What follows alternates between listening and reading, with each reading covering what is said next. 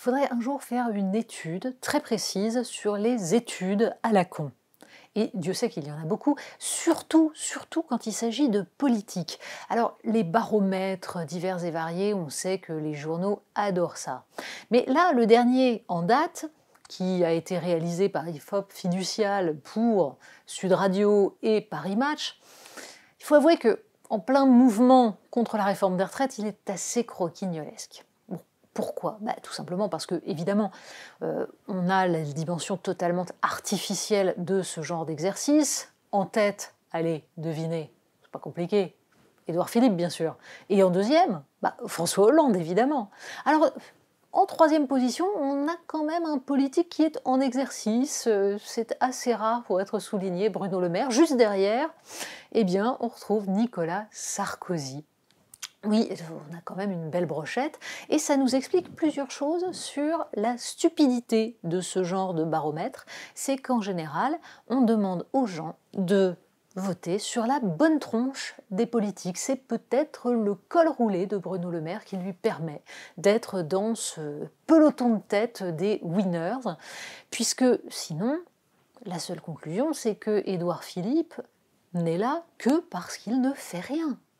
Parce que si les Français, à un moment donné, se souvenaient qu'il lui est arrivé de proposer la retraite à 67 ans, un idéal pour lui, même si pour l'instant il arrive à se réfréner et à ne prôner que 65 ans, peut-être qu'ils auraient une opinion différente. Mais en effet, quand il s'agit juste de trouver que le gars a une bonne tête, ça peut passer. Derrière, François Hollande, même chose, le bilan le plus calamiteux de la Ve République.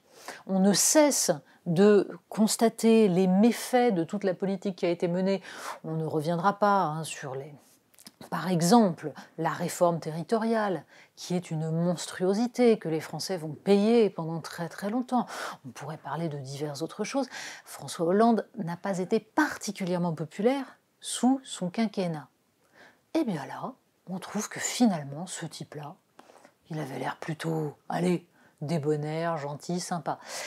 Évidemment, le risque, c'est que tous ces politiques s'imaginent que ça signifie des suffrages, peut-être un jour. Nicolas Sarkozy et François Hollande ont eu beaucoup de mal à l'admettre, peut-être l'ont-ils enfin compris, mais c'est au tour de Bruno Le Maire et de Édouard Philippe de s'imaginer que la popularité mesurée par des sondages stupides vaudrait quelque chose politiquement.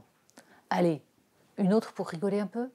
Olivier Dussopt a tout de même 17% d'opinion favorable.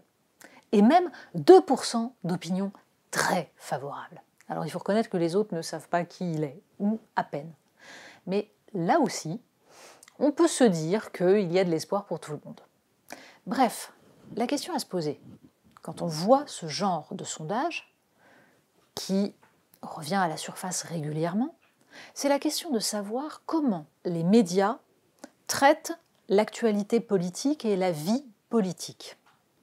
On peut se poser la question de savoir pourquoi il est possible encore aujourd'hui d'évoquer Édouard Philippe sur des plateaux de télévision, dans des articles, sans jamais rappeler qu'il est à l'origine de toutes les grosses crises rencontrées au début du premier quinquennat d'Emmanuel Macron. Toutes les erreurs, tout ce qui a rendu les Français furieux, c'était lui. Ce qui n'exonère pas Emmanuel Macron, puisqu'Emmanuel Macron a choisi Édouard Philippe. Mais tout de même, la réforme des retraites en 2019, celle qui aurait pu passer parce qu'elle était soutenue par Laurent Berger, cette réforme à point, universelle, systémique, qui remettait de l'équité dans le système. Qui l'a flingué? Sinon celui qui a expliqué que tout ça était bien gentil, mais qu'on allait mettre un âge pivot à 64 ans parce que quand même il fallait montrer qu'on était de droite. Édouard Philippe. Donc, les baromètres de bonne opinion ne servent qu'à masquer tout ce qui relève véritablement de la politique, c'est-à-dire ce qui pourrait permettre d'éclairer les citoyens dans leurs choix.